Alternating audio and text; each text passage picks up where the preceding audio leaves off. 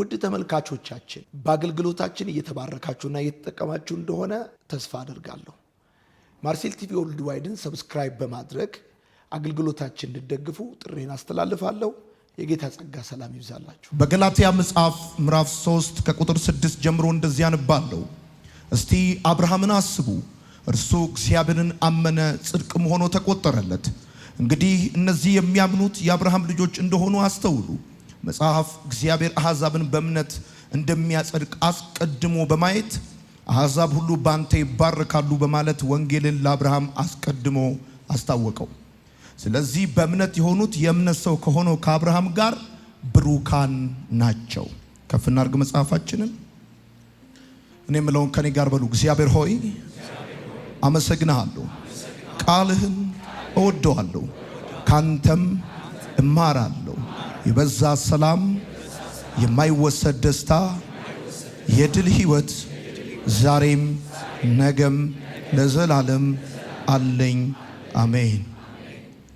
በኢትዮጵያ አዲስ ኪዳን ካህናት ቤተክርስቲያን በዚህ ቀን የገላትያ መጽሐፍ ጥናትን ከኛ ጋር ያጠናችሁ ያላችሁ ወዳጆቼ የገላትያ መጽሐፍ ጥናታችን ቀጥሎ ሶስተኛውን ምዕራፍ 6ኛውን ቁጥር እስከ 9 ያለውን ዛሬ እንመለከታለን። በባለፈው ፕሮግራሞቻችን ስትከታተሉ የነበራችሁ ሐዋርያው ጳውሎስ የገላትያ መጽሐፍን ለመጻፍ መነሻ ምክንያት የሆነው እርሱ ወደ ኢየሩሳሌም ሲመለስ በጳውሎስ እግር የተተኩ የአይሁድ አስተማሪዎች ወደ ገላትያ ቤተክርስቲያናት በመምጣት ሰው ለመዳን እምነት ብቻውን በቂ አይደለም፣ መስራትም ደግሞ አለበት የሚል ትምህርት ማስተማር መጀመራቸውና አንድ አሕዛብ ክርስቲያን መሆን ከፈለገ አስቀድሞ አይሁዳዊ መሆን አለበት፣ እንደዚሁም ደግሞ መገረዝ ብቻ ሳይሆን የሙሴንም ሕግ መጠበቅ አለበት የሚል ትምህርት ማስተማር መጀመራቸው ለገላትያ መጽሐፍ መልእክት መነሻ ምክንያት እንደሆነው ከዚህ በፊት ተነጋግረናል።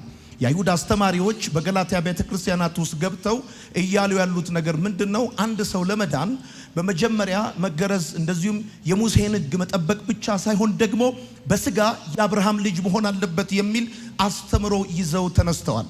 ስለዚህ ሐዋርያው ጳውሎስ በስድስቱ የገላትያ መጽሐፍ መልእክቱ ውስጥ ማለት 6 ምዕራፎች ያሉት ገላትያ አጠቃላይ ማለት ነው።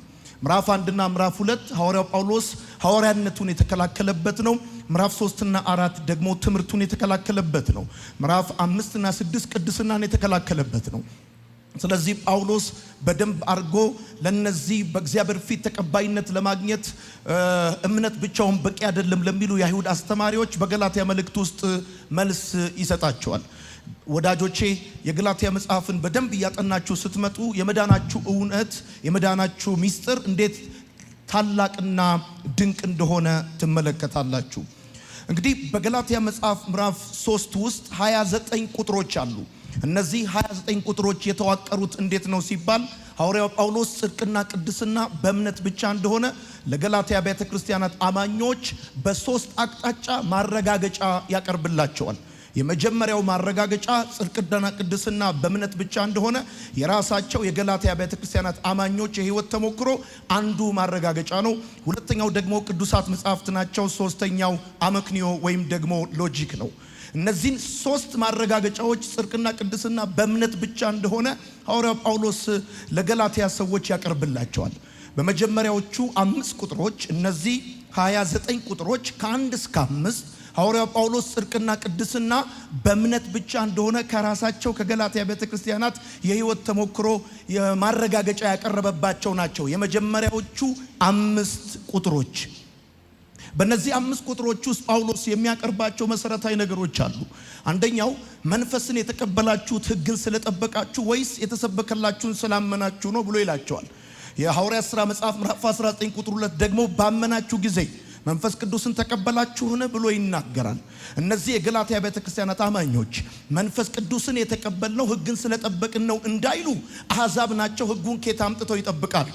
እነዚህ አሕዛብ የሆኑ ሰዎች መንፈስ ቅዱስን የተቀበሉት ይሄ መንፈስ ደግሞ የመዳናቸው ማረጋገጫ የመዳናቸው ዋስትና ነው። ይሄን መንፈስ የተቀበሉት ሕግን ጠብቆ አይደለም። ምክንያቱም ሕጉ የተሰጠው ለአይሁድ እንጂ ለነሱ አይደለም። ከየትም ሊያመጡት አይችሉም። ስለዚህ ጳውሎስ ምን ይላቸዋል? መንፈስን የተቀበላችሁት ሕግን ስለጠበቃችሁ ወይስ የተሰበከላችሁን ስላመናችሁ ነው ብሎ ይጠይቃቸዋል። ከዛ ቀጥሎ ደግሞ እንደዚህ ይላቸዋል፣ በመንፈስ ጀምራችሁ በስጋ ፍጹማን ለመሆን ትጥራላችሁ። ይሄ ማለት ምን ማለት ነው ብለናል? ስብሰባውን በትህትና ጀምረ በስሜታዊነት መጨረስ ማለት ሳይሆን በእምነት የጀመርከውን ጽድቅና ቅድስና በስራ ለመጨረስ ታስባለህ ማለት ነው። ፍጹማን ለመሆን ትጥራላችሁ ማለት ቅዱስ ለመሆን ጻድቅ ለመሆን ትጥራላችሁ። በምን? በስጋ። ይሄን ቅድስና ይሄንን ጽድቅ የጀመራችሁት በእምነት ነው፣ የምትጨርሱትም በእምነት ነው።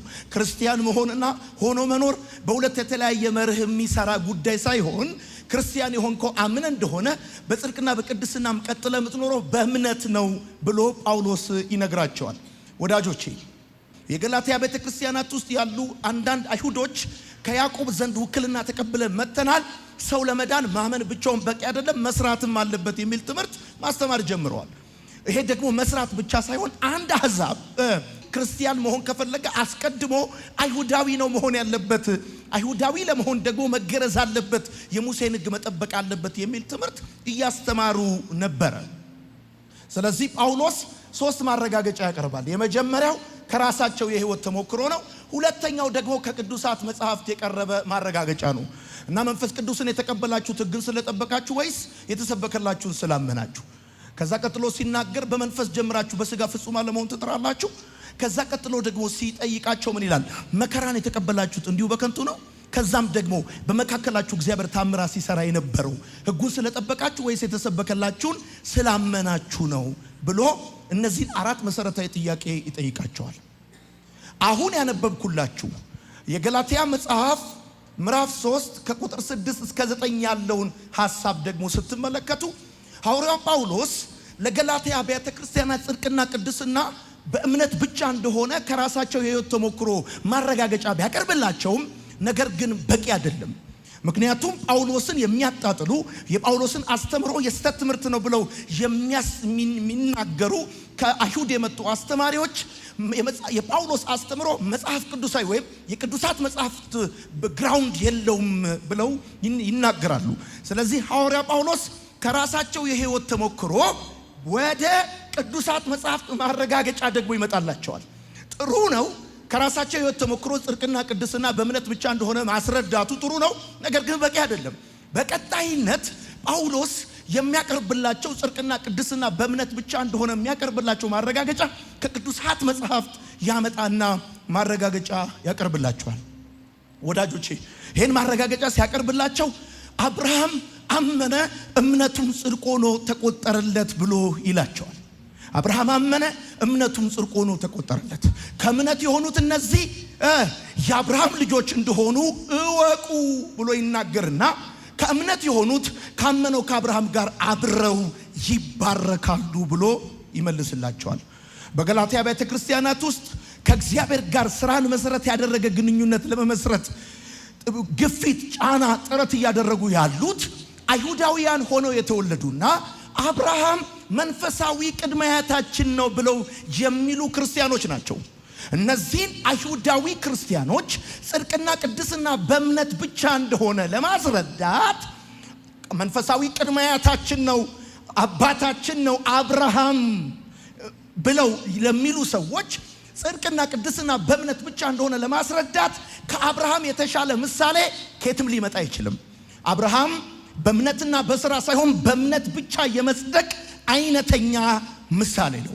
ስለዚህ ሐዋርያ ጳውሎስ ወደ ቅዱሳት መጽሐፍት ይሄድና ዘፍጥረት መጽሐፍ ምዕራፍ 15 ቁጥር 6ን ይጠቅስና ጽድቅና ቅድስና በእምነት ብቻ እንደሆነ አባታችን ነው የምትሉት ታውቃላችሁ። እያንዳንዱ አይሁዳዊ አብርሃም ካላላችሁት አይሰማችሁም። ለዚህ ነው 4ቱን የወንጌል መጽሐፍ የጻፉት ማቴዎስ፣ ማርቆስ፣ ሉቃስና ዮሐንስን ብትመለከቷቸው ማቴዎስ ኢየሱስ ሊነግስ የሚገባው የአይሁድ ንጉሥ እንደሆነ መልእክቱን የጻፈው ለአይሁዶች ነው። ደግሞ ማርቆስን አይታችሁት ከሆነ የማርቆስን ወንጌል የጻፈው ከነ ጴጥሮስ ሰምቶ እንደሆነ ብዙ የመጽሐፍ ቅዱስ አስተማሪዎች ይናገራሉ። ማርቆስ የተወለደው ኢየሱስ ሊሞት አካባቢ እንደሆነ የታሪክ መጽሐፎች ይናገራሉ። የማርቆስ ወንጌል የአክሽን ወንጌል ነው እና ሉቃስን ደግሞ ብትመለከቱት ሉቃስ አሕዛብ ነው። የኢየሱስ ክርስቶስን ማንነት በተመለከተ ተወለደ፣ አደገ ምናምን ብሎ ነው የሚናገረው። ዮሐንስ ኢየሱስ እግዚአብሔር ነው ብሎ ስለሚናገር በመጀመሪያ ቃል ነበር፣ ቃልም በእግዚአብሔር ዘንድ ነበር ብሎ ነው የሚለው። አንድ አይሁዳዊ አብርሃም ካላላችሁት አይሰማችሁም። ስለዚህ በገላትያ ቤተ ክርስቲያን ውስጥ ትልቅ ጭቅጭቅ ያስነሱት እነዚህ የአይሁድ ክርስቲያኖች አህዛብ ክርስቲያኖች መዳን ከፈለጉ ወይም አህዛቦች ክርስቲያን መሆን ከፈለጉ አስቀድሞ አይሁዳዊ መሆን አለባቸው። አይሁዳዊ ለመሆን ደግሞ መገረዝ አለባቸው። የሙሴን ሕግ መጠበቅ አለባቸው ለሚሉ ሰዎች ጳውሎስ ጽድቅና ቅድስና በእምነት ብቻ እንደሆነ ለማስረዳት ከአብርሃም የተሻለ ምሳሌ ከየትም ሊያመጣ አይችልም። ዘፍጥረት መጽሐፍ ምዕራፍ 15 ቁጥር 6 በአዲስ ኪዳን ውስጥ 4 ጊዜ የተጻፈ የብሉይ ኪዳን ወንጌል ነው። ዘፍጥረት መጽሐፍ ምዕራፍ 15 ቁጥር 6 የሚለው ምንድነው? አብርሃም አመነ እምነቱም ጽድቅ ሆኖ ተቆጠረለት። ይሄ አብርሃም አመነ እምነቱም ጽድቅ ሆኖ ተቆጠረለት የሚለው በአዲስ ኪዳን ውስጥ 4 ጊዜ ተጽፏል። በአዲስ ኪዳን ውስጥ 4 ጊዜ የተጻፈ የብሉይ ኪዳን ወንጌል ነው ብያቸዋለሁ። የተጻፈባቸው ቦታዎች ማግኘት ከፈለጋችሁ ሮሜ መጽሐፍ ምዕራፍ 4 ቁጥር 3 ቁጥር 9 ቁጥር 22 እና ገላትያ መጽሐፍ ምዕራፍ 3 ቁጥር 6 ናቸው። በእነዚህ 4 ቦታዎች ላይ አብርሃም አመነ እምነቱም ጽድቅ ሆኖ ተቆጠረለት ሲል መጽሐፍ ቅዱሳችን ይነግረናል። በዘፍጥረት መጽሐፍ ምዕራፍ 15 ቁጥር 6 መሰረት አብርሃም የጸደቀው ስራ ስለሰራ አይደለም፣ ስለተገረዘም አይደለም። የመገረዝን ቃል ኪዳን ገና አልተቀበለም። እንደዚሁም ደግሞ ዘፍጥረት መጽሐፍ ምዕራፍ 15 ቁጥር 6 የሚነግራችሁ የሚያሳያችሁ ነገር ምንድነው? አብርሃም የጸደቀው በእምነት ብቻ እንደሆነ ነው። ዘፍጥረት መጽሐፍ ምዕራፍ 15 ቁጥር 6 የሚነግራችሁ ወደ እኔ ተመልከቱ። ዘፍጥረት መጽሐፍ ምዕራፍ 15 አብርሃም የጸደቀበት ነው። ዘፍጥረት መጽሐፍ ምዕራፍ 17 አብርሃም የተገረዘበት ነው። ስለዚህ ሐዋርያው ጳውሎስ መንፈሳዊ ቅድሚያታችን ነው ከሚሉት ከአብርሃም ምሳሌ ማረጋገጫ ያመጣላቸዋል። አባታችሁ አብርሃም በእግዚአብሔር ፊት የአብርሃም ልጆች በመሆናቸው ምክንያት ብቻ በዘር የሚተላለፍ ጽድቅ እንዳላቸው ያምናሉ። ኦኬ፣ ይሄ የምትመኩበት የምትኮሩበት መንፈሳዊ ቅድሚያታችሁ አብርሃም የጸደቀው በእምነት ብቻ ነው ይላቸዋል። ከየት ቢያመጣ ጥሩ ነው? ዘፍጥረት መጽሐፍ ምዕራፍ 15 ቁጥር 6 ስለዚህ በደንብ ተመልከቱ። አብርሃም የጸደቀው ከመገረዙ ከ13 ዓመታት በፊት ነው።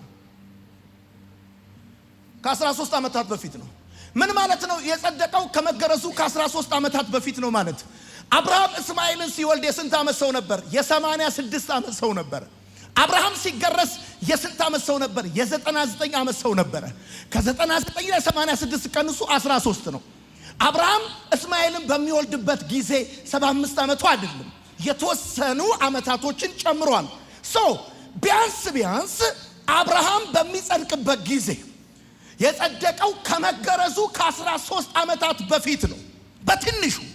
ስለዚህ አሁን የአሕዛብ ክርስቲያኖችን አሕዛቦች ክርስቲያን እንዲሆኑ እናንተ አስቀድማችሁ አይሁዳዊ መሆን አለባችሁ፣ አይሁዳዊ ለመሆን ደግሞ መገረዝ አለባችሁ ብለው ሊሉ አይችሉም።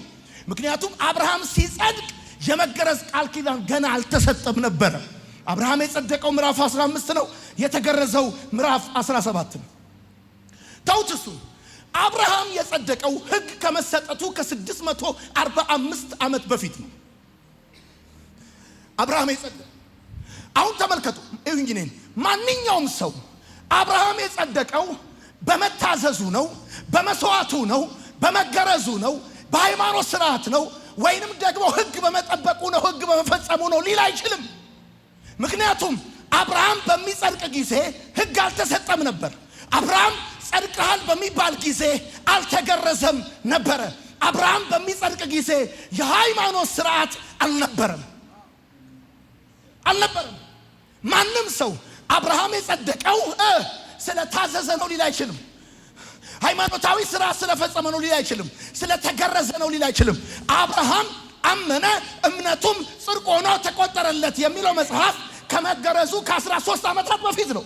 አብርሃም የጸደቀው ሕግ ከመሰጠቱ ከ645 ዓመት በፊት ነው። ወዳጆች የምትጽፉ ሰዎች ወንጌል ከሕግ በፊት የተሰጠ ቃል ኪዳን ነው። ጻፉ። ወንጌል ከሕግ በፊት የተሰጠ ቃል ኪዳን ነው።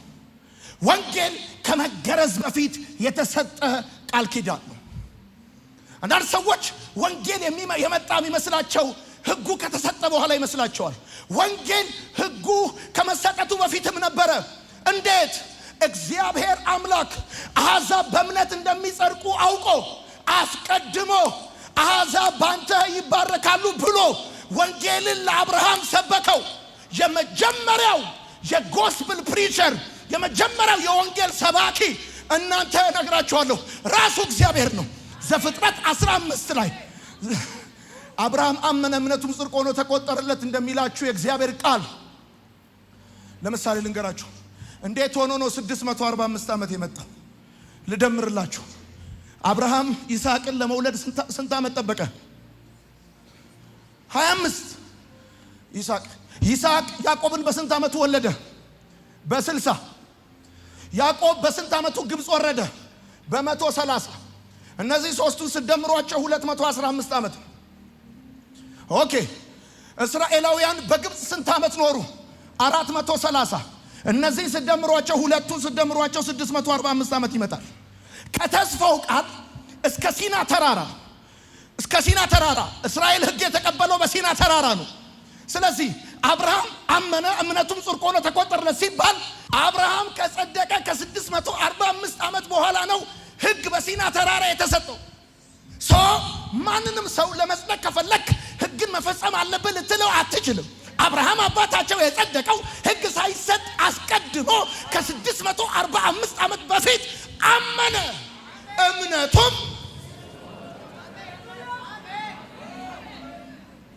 እነዚህ አይሁዶች የአባታቸው የአብርሃምን ታሪክ በደንብ ነው የስማቸውን ያህል የሚያውቁት፣ በደንብ ነው የሚያጠኑት። አብርሃም መቼ ይስሐቅን ወለደ? ይስሐቅ ያዕቆብን መቼ ወለደ? ያዕቆብ መቼ ግብፅ ወረደ? ግብፅ ወርዶ ስንት ዓመት ኖረ? ያውቁታል። ስለዚህ ጳውሎስ ጽድቅ በእምነት ብቻ እንደሆነ መከራከሪያ አድርጎ አብርሃምን ማምጣቱ ምን ያህል ጥበበኛ ሰው እንደሆነ ነው የምታዩት። ሰዎቹ አብርሃም ማለት የሁሉ ነገራቸው የመንፈሳዊነታቸው ውሃ ልክ ነው።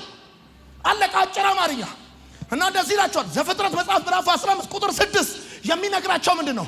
አብርሃም የጸደቀው ስለታዘዘ አይደለም፣ በሃይማኖታዊ ስርዓት አይደለም፣ ሕግ ፈጽሞ አይደለም፣ ተገርዞ አይደለም። አብርሃም የጸደቀው ዘፍጥረት 15 ላይ ነው።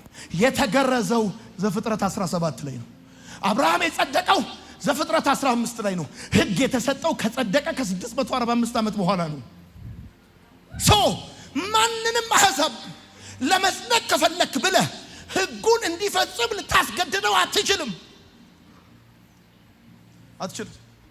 በደንብ እንድሰሙ ይፈልጋሉ። ለምሳሌ ተመልከቱ።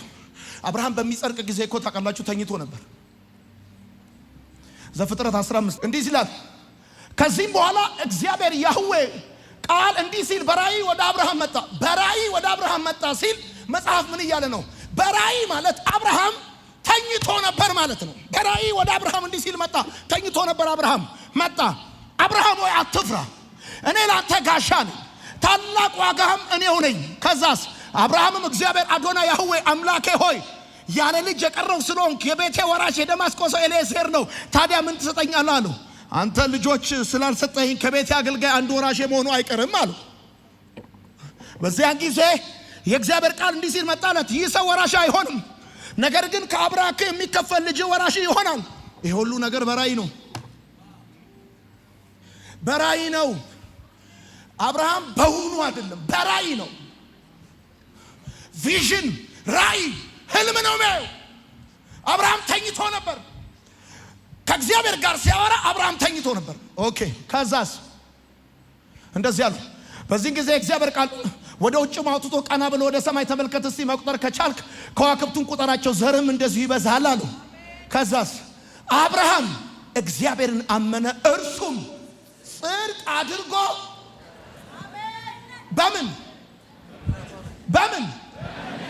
በእምነት አይደለም ግን ይሄን አብርሃም ራሱ አመነ፣ እምነቱም ጽድቅ ሆኖ ሲቆጠርለት ቆሞ ነው ተኝቶ?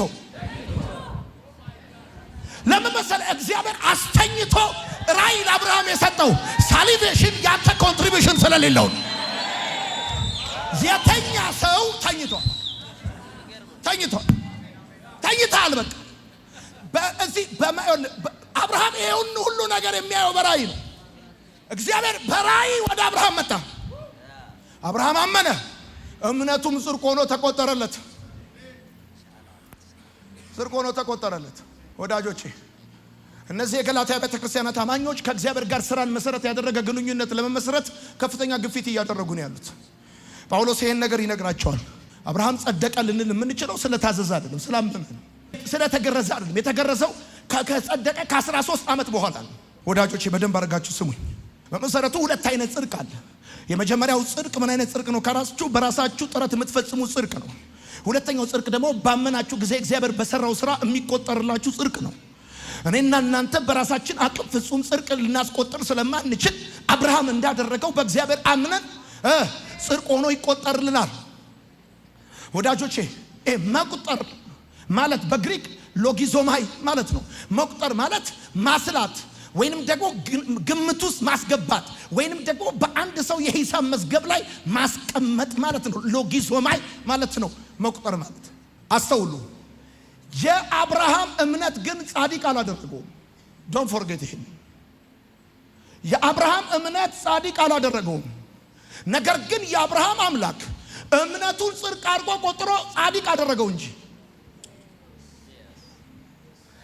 የአብርሃም አምላክ ነው እምነቱን ጽድቅ አድርጎ ጻድቅ ያደረገው እንጂ አብርሃም እምነቱ አይደለም ጻድቅ ያደረገው። የአብርሃም እምነት አይደለም ጻድቅ ያደረገው። የአብርሃም አምላክ እምነቱን ጽድቅ አድርጎ ቆጥሮ ጻድቅ አደረገው። ጻድቅ ያደረገው እግዚአብሔር ነው እንጂ አብርሃም ልመካ ብሎ ቢል በእግዚአብሔር ፊት የሚመካበት አንዳች ነገር የለውም። ስለዚህ እግዚአብሔር በሱ ፊት ትክክል ነህ ማለት የሚችለው እግዚአብሔር ነው። አንተ ራስን በእግዚአብሔር ፊት ትክክል ማድረግ አትችልም። ባለቤቱ ራሱ ግን ትክክል ነህ ብሎ ሊቆጥርልህ ይችላል። ስለዚህ ወዳጆቼ በእግዚአብሔር ማመን ከሁሉ የላቀ አምልኮ ነው። ጻፉ። ከሁሉ የላቀ ነው። ከዕጣን ከከርቤ ከጥላና ከወርቅ በእግዚአብሔር ማመን ከሁሉ የላቀ አምልኮ ነው። ሰው ኢትዮጵያዊ በእግዚአብሔር ማመን ከሁሉ የላቀ አምልኮ አይመስለውም።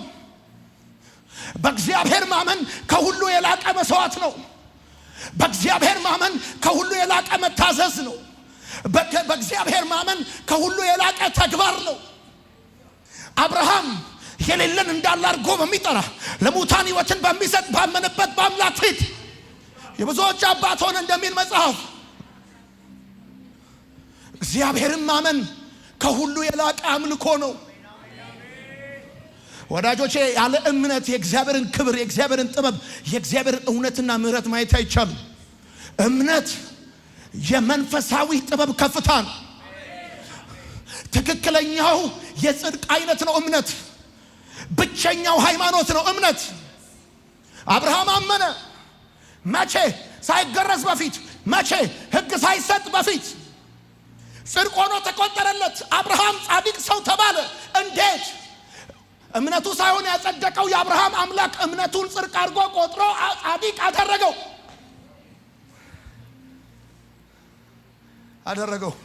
ጳውሎስ እንደዚህ ይላቸዋል።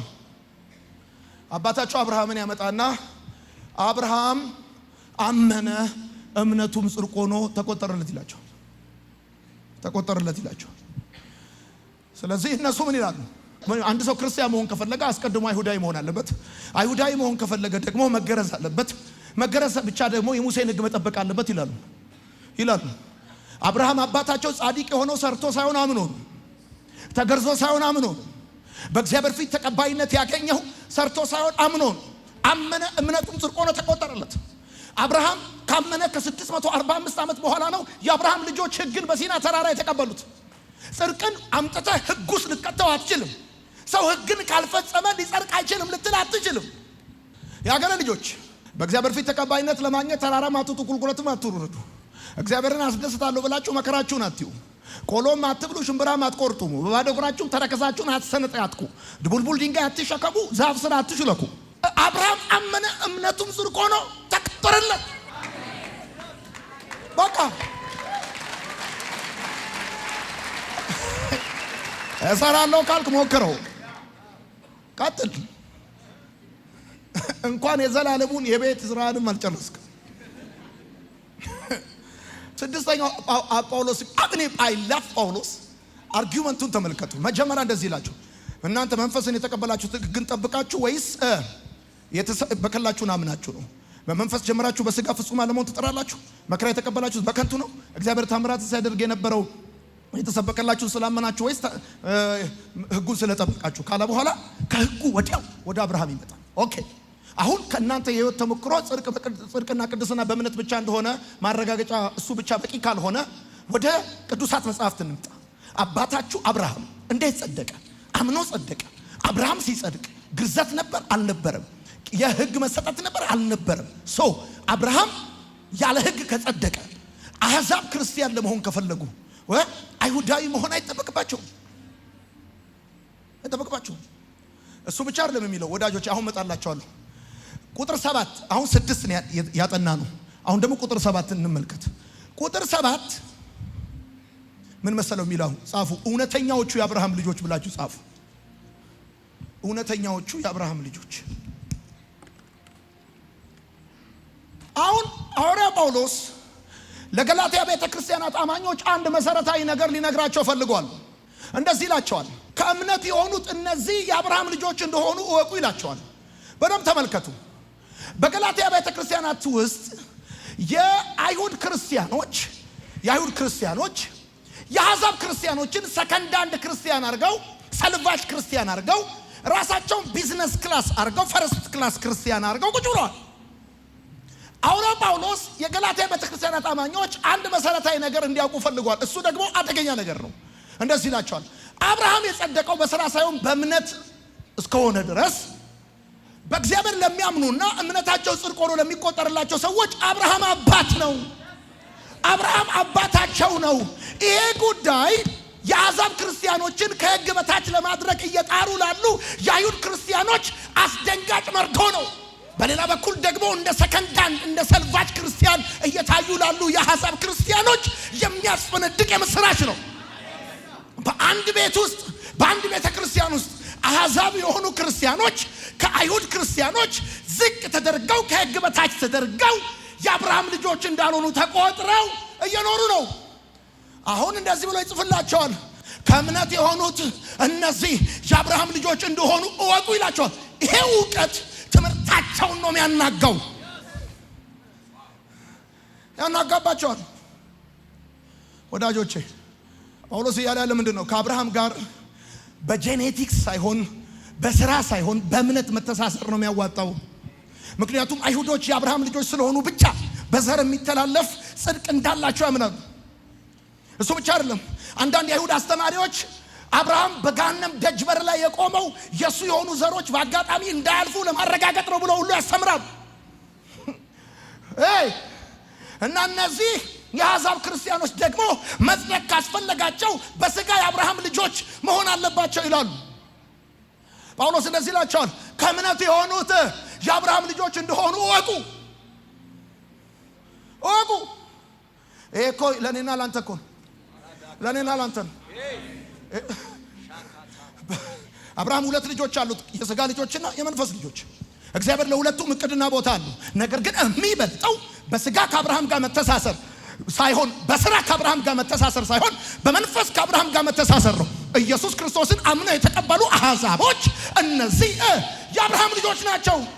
እንዴት? በአንተ አሕዛብ ሁሉ ይባረካሉ ብሎ ቃል ኪዳን ገብቶለታል። ማይ ጋድ! የሐዋርያ ጳውሎስ አልቲሜት ኦብጀክቲቭ ምንድን ነው? አሕዛብ ክርስቲያን መሆን ካስፈለጋቸው አስቀድመው አይሁድ መሆን አለባቸው የሚለውን ሐሳብ ማፍረስ ነው። ይሄ እኮ ጠንካራ ቴዎሎጂ ነው። አይሁዶች ከእስራኤል ነው ይዘው የመጡት። አንጾኪያ አብያተ ክርስቲያናት ሄድኳርተር ገብተው የገላትያ ቤተ ክርስቲያናትን ጠቅላላ አሕዛብ የሆነ ጠቅላላ ሰከንዳን ሰልቫጅ ክርስቲያን አድርገው ቁጭ አድርገዋል። በቤተ ክርስቲያን ውስጥ ያለ ስታተስ ልዩነት ነበር። እኛ አይሁድ ክርስቲያንን፣ እነሱ አሕዛብ ክርስቲያን፣ እኛ የአብርሃም ልጆች ነን ይላሉ። ታውቃላችሁ አይደለ? የአብርሃም ልጆች ስለሆኑ ብቻ በዘር የሚተላለፍ ጽድቅ እንዳላቸው ያምናሉ። በዚህ ዘመንም እንዲሁ የክርስቲያን ልጆች ስለሆኑ ብቻ በዘር የሚተላለፍ ጽድቅ እንዳላቸው የሚያምኑ ሰዎች አሉ። እና ጳውሎስ እንደዚህ ይላቸዋል፣ ከእምነት የሆኑታል እነዚህ ያለ የአብርሃም ልጆች እንደሆኑ። አንተ ምን ሆነ ነው ልጅ በሆንክበት ቤት የእንጀራ ልጅ ተደርገህ ስትቆጠር የነበርክ ሰውዬ የገላትያ መጽሐፍ ሲነበብ ዘጠንም ትቆም። አሜን። ግን እንጂ ሰስ ነው የምትል ደግሞ ሰማይ ልጅ ካልሆንክ ወራሽ መሆን አትችልም። የአብርሃም በረከትን ወራሽ የምትሆነው ልጅ ስትሆን ነው። ይሄ ጉዳይ እኮ እኔ እናንተን አሚን ሊያስብለን የሚገባ ጉዳይ እኮ ነው። ይሄ ጉዳይ እኮ ብራዘር እንዴ ገብቷል። እጅን አንስተ ኢየሱስ ጌታ ነው ብለህ አምነህ ስታበቃ፣ በነገራችን ላይ ኢየሱስን ያላመኑ የአብርሃም ልጆች የሆኑ የእግዚአብሔር ቤተሰብ ያልሆኑ ብዙ ሰዎች አሉ። የእግዚአብሔር ቤተሰብ የሚያደርግህ በዘር ከአብርሃም መወለድ ሳይሆን ኢየሱስን ማመን ነው። ስለዚህ ጳውሎስ ምን ይላቸዋል? አሁን መጽሐፍ ቅዱሳዊ ማስረጃ ይሁኝ እኔን ከራሳቸው የህይወት ተሞክሮ የቀረበው ማስረጃ ብቻውን በቂ አይደለም። ስክሪፕቸራል ባክግራውንድ ሊይዝ ይገባል። እና አብርሃም አመነ እምነቱም ጽድቅ ሆኖ ተቆጠረለት። ኦኬ እንኪያስ እነዚህ ከእምነት የሆኑት የአብርሃም ልጆች እንደሆኑ እወቁ። ምን ማለት ነው? እናንተ ሰከንዳን ሰልቫጅ ክርስቲያን አርጋችሁ መዳን ከፈለጋችሁ ክርስቲያን መሆን ከፈለጋችሁ አስቀድማችሁ አይሁድ ሁኑ የምትሏቸው አሕዛቦች እነሱ የአብርሃም ልጆች ናቸው ሲል የአይሁድ አስተማሪዎች መጥተው የገነቡትን ግርግዳ ጳውሎስ አፈረሰው። በቃ አጭር አማርኛ ጳውሎስ ለገላትያ አሕዛብ ክርስቲያኖች በአባታቸው ቤት እንደ ሰራተኛው ልጅ ተቆጥሮ የሚኖሩትን ሰዎች ነው የቤቱ ባለቤት ልጅ ናቸው አላቸው። ከዛስ እሱ ብቻ መሰለ እንዴ? ከቁጥር 8 እስከ 9 ጻፉ። ከቁጥር 8 እስከ 9 ደግሞ ጳውሎስ የሚነግራቸው ነገር አለ። ከቁጥር 8 እስከ 9 ጳውሎስ የሚነግራቸው ነገር ምንድነው? ከቁጥር 8 እስከ 9 የሚነግራቸው ከእምነት የሆኑት ካመነው ከአብርሃም ጋር ይባረካሉ ይላቸዋል። ከእምነት የሆኑት ካመነው ከአብርሃም ጋር፣ አንደኛ የአብርሃም ልጆች ናቸው። ሁለተኛ ከእምነት የሆኑት ካመነው ከአብርሃም ጋር ይባረካሉ። ከእምነት የሆኑት ካመነው ከአብርሃም ጋር ይባረካሉ ማለት ምን ማለት ነው? በደንብ አድርጋችሁ ስሙኝ። የሐዋርያ ጳውሎስ ዋነኛ ዓላማ ምንድነው ብያቸዋለሁ። አሕዛብ ክርስቲያኖች አይሁዳዊ መሆን ክርስቲያን መሆን ካለባቸው አይሁዳዊ መሆን አለባቸው። አይሁዳዊ መሆን ካለባቸው መገረዝ አለባቸው። መገረዝ ብቻ ሳይሆን የሙሴን ሕግ መጠበቅ አለባቸው የሚለውን ትምህርት ማፍረስ ነው የፈለገው።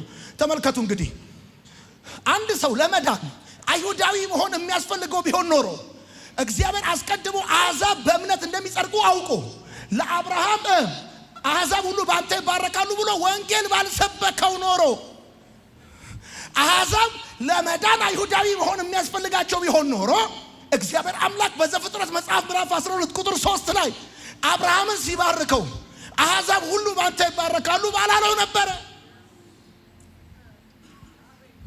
ስለዚህ በማመን የሚገኘው የጽድቅ በረከት ለሕዝብ ሁሉ ለአሕዛብና ለአይሁድ ያለ ልዩነት በማመን የሚገኘው የጽድቅ በረከት ለሕዝብ ሁሉ። በነገራችን ላይ ወንጌል ከመገረዝ በፊት የተሰጠ ቃል ኪዳን ነው።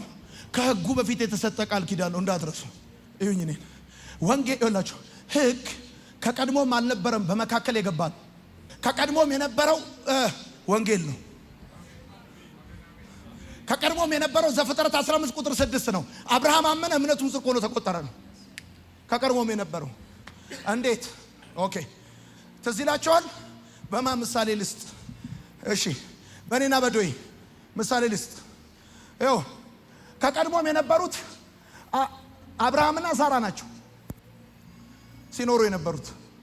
አብርሃምና ሳራ ሲኖሩ እግዚአብሔር መጣና አብርሃም አመነ እምነቱም ጽድቅ ሆኖ ተቆጠረለት አለ። እባርካለሁ ለአሕዛብ ሁሉ በረከት አደርጋለሁ አሉ። ከዛ ሲኖሩ 86 ዓመት ሲሞላው ሳራ ሐሳብ አመጣች። አጋር ትግባ አለች። እሷ የሷት ስለሆነች ትግባ ነኝ ለዛሬ አጋር እናረጋታለን። አጋር ገባች። ከዛ እስማኤል ተወለደ። ሄሎ እስማኤል ተወለደ። ይሰማል ማውራው? አጋር ከቀድሞ የነበረች ነች ወይስ በመካከል የገባች ነች? ለዚህ ነው ከቀድሞ ከነበረችው ከሳራ ሲወልድ በመካከል ከገባችው አጋርና ልጇን አባረራት። ትዝ ይላችኋል እግዚአብሔር አብርሃምን ያለው አጋርና ልጇን አስወጣና አባረራት። ከቀድሞም ያልነበረ በመካከል ኦኬ ስማይ፣ ከቀድሞም አብርሃምና ሳራ መካከል ቃል ኪዳን ነበረ። ይኸውልህ በመካከል የመጣ ነገር አስቀድሞ የነበረውን ቃል ኪዳን ኮቨነንት ሊሽረው አይችልም።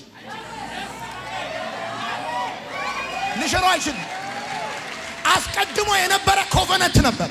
በእምነት የሆነ ኮቨነንት፣ በጸጋ የሆነ ኮቨነንት፣ ከዛ እምነት ሲፈተን እምነት ሲደክም ሕግ ገባ፣ አጋር ገባች። ከዛ እግዚአብሔር አምላክ የሰጠውን ተስፋ ጠብቆ ከቀድሞ ቃል ኪዳን ከሳራ ምን ሰጠ? ልጅ ሰጠ። አሁን ልክ ይስሐቅ ጡት ሲጥል እስማኤል አፌዘ። በነገራችን ላይ እስማኤልን ቆንጥጠ ልጅ አታረገውም። ያለ አማራጭ ማባረር ብቻ። ምክንያቱም እስማኤል እንደ ስጋ ፍቃድ ነው። ይሰማል ማውራው። ይሄ ይስሐቅን እንደ መንፈስ ፍቃድ ነው። ከዛ እግዚአብሔር እንደዚህ ያለ አጋርን አስወጣል። እዚህ ጋር እየተሰራ ያለው ድራማ አይደለም። ከቀድሞም የነበረው እምነት ነው። ከ645 ዓመት በኋላ ሕግ ገባ። ከዛስ ከረጅም ዓመት በኋላ ክራይስት መጣ። ኢየሱስ ሲመጣ የገባውን ሕግ አስወጣው። ይሰማል ማውራው። ልክ የተስፋው ቃል ልጅ ይስሐቅ ሲወለድ እንደ ስጋ ፍቃድ የሆነውን እስማኤልን እንዳባረረው የተስፋው ቃል የሆነው ኢየሱስ ሲመጣ ሕግ ይዞት የነበረውን ቦታ አስወጣው። የሰማኝ ሰው ካል በዘፍጥረት መጽሐፍ ላይ እየተሰራ ያለ ድራማ አይደለም፣ ጥላ ነው። በአዲስ ኪዳን ሊሆን ያለ ጥላ ነው። ለዚህ ነው እስማኤልን ቆንጥጠህ ምናምን ገርፈ ልጅ አታረገው። ስጋ ስጋ ነው። ስጋን እስቲ በደንብ ይው ይጾማል ስጋ። ከዛ ልክ ሲጾምና ሲደክመው ክርስቲያን ይሆናል። በቃ 10ኛው ቀን ላይ ክርስቲያን ይሆናል። ስጋ ምግብ ከከለከልከው የዋ ነው። ልክ አብላው እስቲ ስጋ እንዴትም አርገበት ገርፈው ክርስቲያን ይሁን። ይሄ ስጋ ያለ አማራጭ መስቀል ብቻ።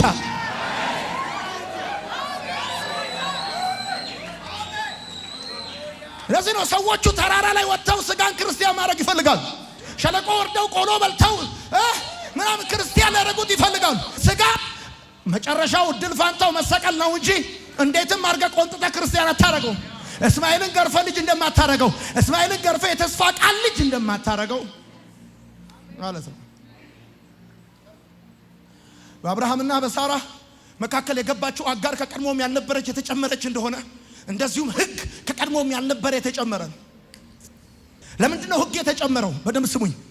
ሕግ የተጨመረው ለምን መሰላችሁ? ሕግ ለምንድን ነው በሲና ምድረ በዳ ለእስራኤላውያን የተሰጠው? ይሁን እኔን ለ430 ምናምን ዓመት በግብፅ ሲኖሩ ከግብፅ ጣዖትና የላይፍ ስታይል ጋር ተጋብተዋል ሰዎቹ። በነገራችን ላይ የእስራኤልን ሕዝብ ከግብፅ ያወጣው ሕጉ አይደለም፣ በጉ ነው። የፈሰሰው የፋሲካው በግ ነው ከግብፅ ያወጣቸው። ይሰማል ወይ? ይሰማል ወይ? ከግብፅ ያወጣቸው የፈሰሰው የፋሲካው በግ ደም ነው። ከዛስ ልክ ሲና ተራራ ላይ ሕግ ተሰጣቸው። ለምን? እግዚአብሔር የማይፈልገው እግዚአብሔራዊ ያልሆነ ላይፍ ስታይል አላቸው። ያንን ላይፍ ስታይል አራግፈው ነው በምድረ በዳ ጨርሰው ከነዓን መግባት ያለባቸው። ሕጉ የተሰጠው ላይፍ ስታይላቸውን ለማስተካከል ነው እንጂ ከግብፅ ለማውጣት አይደለም፣ ከሞት ለማምለጥ አይደለም።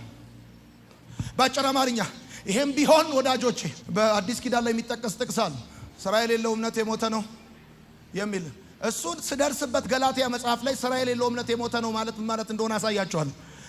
ሳልደርስበት ካወራው ቴስቱን አታገኙትም ብዬ ነው። ግን ባጭር አማርኛ እንድሰሙ ይፈልጋሉ። ጳውሎስ እያለ ያለው ምንድን ነው? በማመን በእምነት የሚገኘው ጽድቅ ለሕዝብ ሁሉ ነው፣ ለአይሁድ ብቻ አይደለም፣ ለሕዝብ ሁሉ ነው። ደግሞ ይኸውላችሁ አሕዛብ ሁሉ በአንተ ይባረካሉ ያለው ምን አይነት በረከት ነው ካላችሁ፣ በእግዚአብሔር ፊት በእምነት የመቆም ድፍረት በረከት፣ ልጅ የመሆን በረከት ያ ነው። ስለዚህ ጳውሎስ ለገላትያ ሰዎች እንደዚህ ይላቸዋል።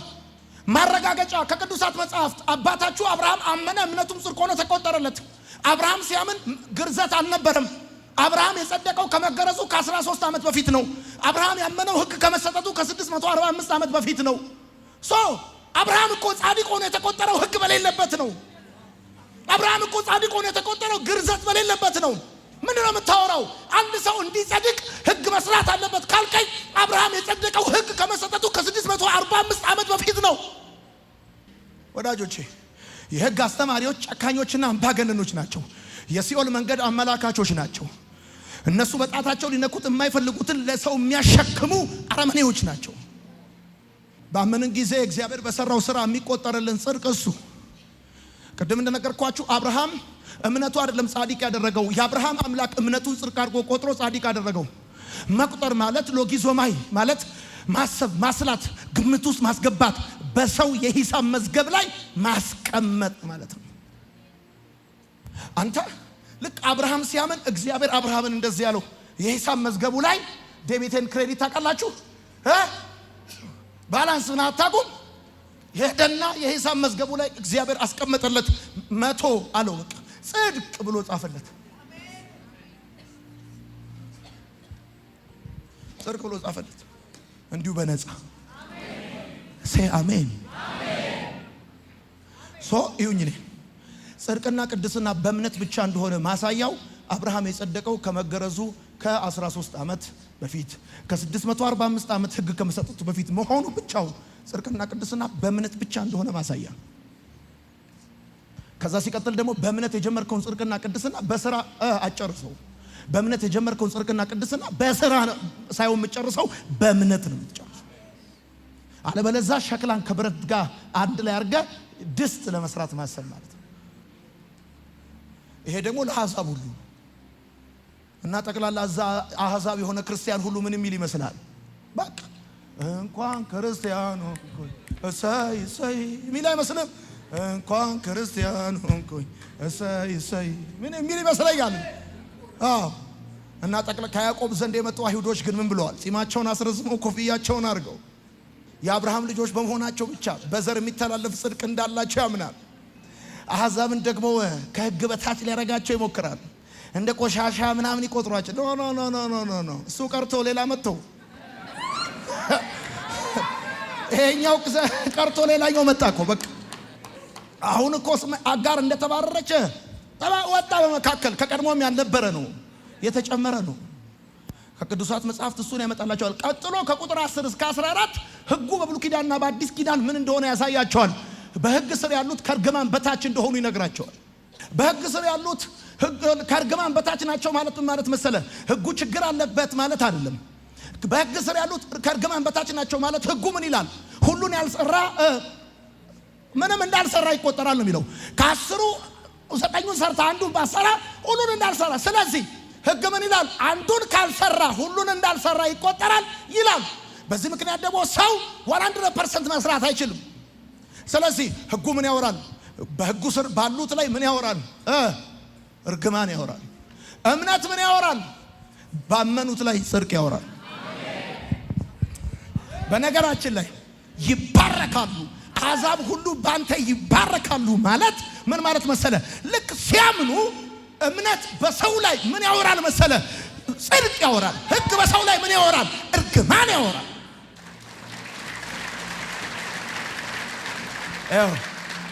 አንተ ይገልጠቃችሁ ይሄ ነገር ሶረውረው ወደታች የሚመለሰው ለምንድን ነው? ሎ ኦፍ ግራቪቲ ስላለ ነው አይደለም? ነው አይደለም? አይሮፕላን የሚበረው ለምንድን ነው? በሎ ኦፍ ፍላይት ስለተሰራ ነው። አንተ ሎ ኦፍ ግራቪቲ ይሰራባል አይሰራብም? ይሰራባል። አሁን ወንበር ላይ የተቀመጥከው ለምንድን ነው? ሎ ኦፍ ግራቪቲ ስላለ ነው። የምትራመደው ለምንድን ነው? ሎ ኦፍ ግራቪቲ ይሰራባል። ልክ ግን አይሮፕላን የተሰራው በሎ ኦፍ ፍላይት ስለሆነ ከአንዱ ሎ ወደ ሌላ ሎ ትገባለህ። የሰማይ ከሎ ኦፍ ግራቪቲ ወደ ሎ ኦፍ ፍላይት ትገባለህ። ልክ ሎ ኦፍ ፍላይት ውስጥ ስትገባ ሎ ኦፍ ግራቪቲ ቢኖርም ባንተ ላይ ይሰራ። ለምን? የገባህበት እሱ ሎ ኦፍ ግራቪቲን ሰንጥቆ እሱን ጥሶ የመነሳት አቅም አለው። ግሬስ ማለት እንደዛ፣ እምነት ማለት እንደዛ።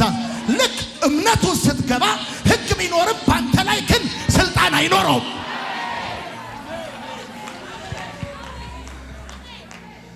ሕግ የለም እያልን አይደለም፣ በእኛ ላይ አይሰራም እያልን ነው።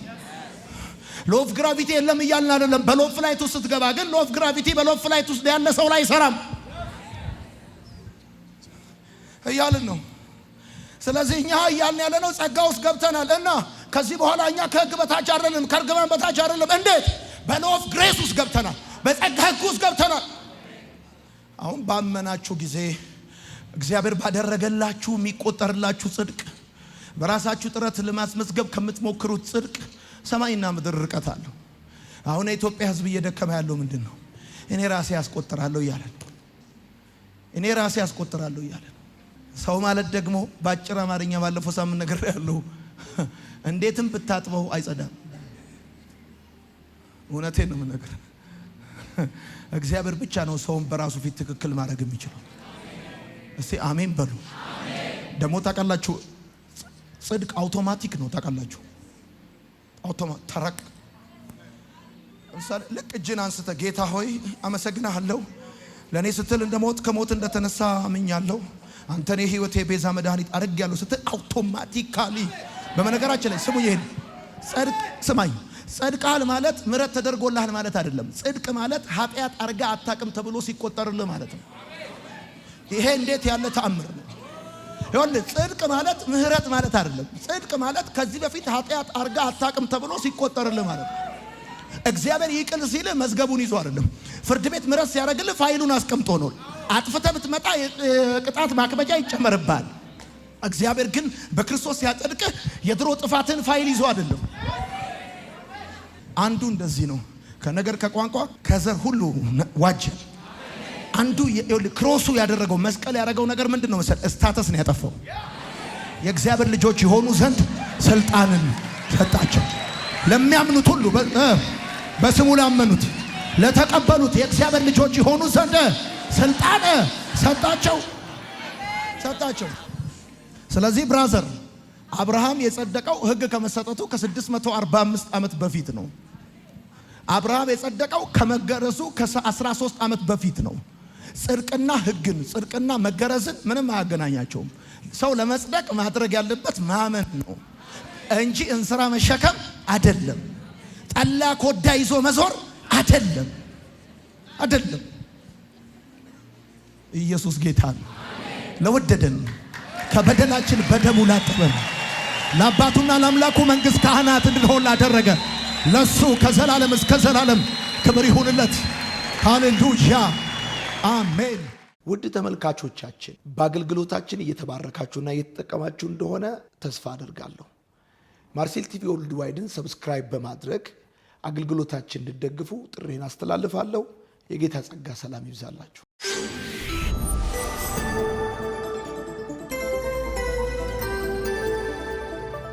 ወንጌል ይለውጣል።